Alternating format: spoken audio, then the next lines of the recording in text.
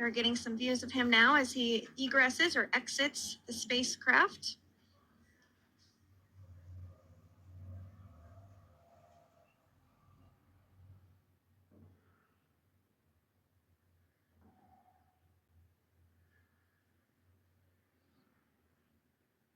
Once again, some elation and cheers there from Butch Wilmore. As we mentioned before, returning to Earth from coming from a microgravity environment can wreak havoc on the body. So it is customary and just standard procedure for all of our long-term space residents to get assistance once they are back on board the recovery vessel. ईंधन क्यों कभी खत्म नहीं होता और इसमें से कौन सा ईंधन इस्तेमाल किया गया है जो लगातार ये चलता ही जा रहा है।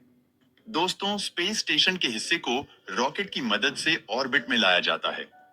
ऑर्बिट में स्पेस स्टेशन लगातार पृथ्वी के चक्कर काट रहा है और यह सालों साल इसके चक्कर काटता ही जा रहा है।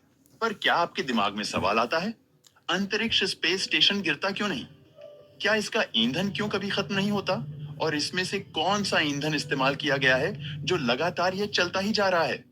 दोस्तों, स्पेस स्टेशन के हिस्से को रॉकेट की मदद से ऑर्बिट में लाया जाता है। ऑर्बिट में पहुंचने और वहां बने रहने के लिए स्पेस स्टेशन को एक निश्चित गति की जरूरत होती है।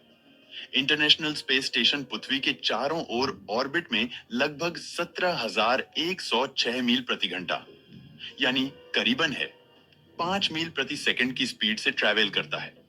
इसका मतलब ये हुआ, स्पेस स्टेशन हर 92 मिनट में पृथ्वी का एक चक्कर लगा लेता है और इसी अंतराल में हर 3 घंटे में सूर्योदय होते हुए देखता है। और यही इसका रहस्य है कि गिरता नहीं। उसके ना गिरने का सबसे बड़ा रहस्य भी यही है। जब हम किसी रस्सी से किसी पत्थर को बांधकर घुमाते हैं तो पत्थर जब तक गति में रहता है तो वह चारों तरफ घूमता रहता है, वह नीचे नहीं गिरता। पृथ्वी की ग्रेविटी से अप्रभावित रहता है जब तक हम उसे घुमाते रहते हैं। जैसे ही हम रस्सी से बंधे पत्थर को घुमाना बंद कर देते हैं, वह नीचे गिर जाता है। स्पेस स्टेशन का साइंस भी बिल्कुल वैसे ही काम करता है, यानी कि इसकी गति ही वो चीज है जो इसे अंतरिक्ष में बनाए रखती है। स्पेस स्टेशन धरती पर क्यों नहीं गिरते, ये और आसान भाषा में समझने के लिए इंटरनेशनल स्पेस स्टेशन अंतरिक्ष में कैसे रहते हैं, हमें उस पर लगने वाले फोर्सेस के बारे में जानने की जरूरत है। आप फोर्स को नहीं देख सकते, लेकिन आप इसे महसूस कर सकते हैं। फोर्स लगाने से कोई भी चीज मोशन में आ सकती है और यही फोर्स गतिमान चीजों को रोक भी सकता है। यानी कि अगर कोई फोर्स अपोजिट डायरेक्शन में होगा तो गति को धीमा करेगा और अगर फोर्स सीधी डायरेक्शन में होगा तो वो गति को बढ़ाएगा या और तेज करेगा। स्पेस स्टेशन को अपने स्थान पर बनाए रखने के लिए दो अलग अलग फोर्सेस काम करते हैं। पहला एक गुरुत्वाकर्षण है, यानी कि ग्रेविटी, जो कि पृथ्वी की तरफ से लगाई जाती है, जो कि उन चीजों पर लगती है जिनका वजन होता है, जो चीजें बहुत भारी होती हैं। जैसे कि ग्रह एक फोर्स बनाते हैं जो कि छोटी चीजों को अपनी ओर आकर्षित करते हैं। इसी वजह से हम सभी आकाश में नहीं तैरते हैं और जब हम हवा में कूदते हैं तो फिर से नीचे भी गिरते हैं, क्योंकि पृथ्वी गुरुत्वाकर्षण हमें हमेशा जमीन पर खींच रहा होता है। जब एस्ट्रोनॉट पृथ्वी से दूर जाते हैं तब स्पेस में तैरते हैं, क्योंकि वे प्रत्येक ग्रेविटेशनल फोर्स को एस्केप कर चुके होते हैं। तो फिर ग्रेविटी स्पेस स्टेशन को वापस धरती पर क्यों नहीं खींचती? इस सवाल का जवाब जानने के लिए आपको एक दूसरे फोर्स के बारे में जानना होगा, जिसे सेंट्रीफ्यूगल फोर्स कहा जाता है। दरअसल है, जब चीजें एक घेरे में घूमती हैं तो सेंट्रीफ्यूगल फोर्स उन्हें घेरे से बाहर धकेलता है। इंटरनेशनल स्पेस स्टेशन निर्धारित गति से पृथ्वी की ओर चक्कर लगाते हैं। आईएएस जैसे स्पेस स्टेशन एक निर्धारित गति से पृथ्वी का चक्कर लगाते हैं।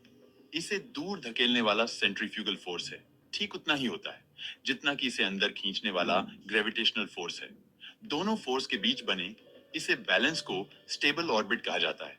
जब तक इसके साथ बदलाव ना किया जाए या स्पेस स्टेशन को रोका ना जाए, ये इसी तरह से अंतरिक्ष में बना रहेगा। और इसी वजह से बड़े बड़े स्पेस स्टेशन अंतरिक्ष में अपने ऑर्बिट का चक्कर लगा रहे हैं और धरती पर वापस नहीं गिरते। तो क्या स्पेस स्टेशन हमेशा अंतरिक्ष में रहेंगे? ये वापस नहीं आएंगे। जब एस्ट्रोनॉट स्पेस स्टेशन से पृथ्वी पर लौटते हैं तो वो उस एक छोटे से कैप्सूल में वापस आते हैं जो उन्हें वहां लेकर गया था। हालांकि उस छोटे कैप्सूल में केवल 3 लोग ही वापस आ सकते हैं, उससे ज्यादा नहीं। अगर इंटरनेशनल स्पेस स्टेशन की बात करें तो क्या होगा? वैज्ञानिक कहते हैं कि इंटरनेशनल स्पेस स्टेशन के कुछ हिस्सों को नए स्पेस स्टेशन में फिर से इस्तेमाल करने के लिए स्पेस में रखा जा सकता है, लेकिन इसका अधिकांश भाग पृथ्वी पर लौट आएगा। ऐसा करने के लिए मिशन कंट्रोल से स्टेशन से जुड़े रॉकेटों का उपयोग करके इसे पृथ्वी के करीब ले जाने के लिए काम करेंगे।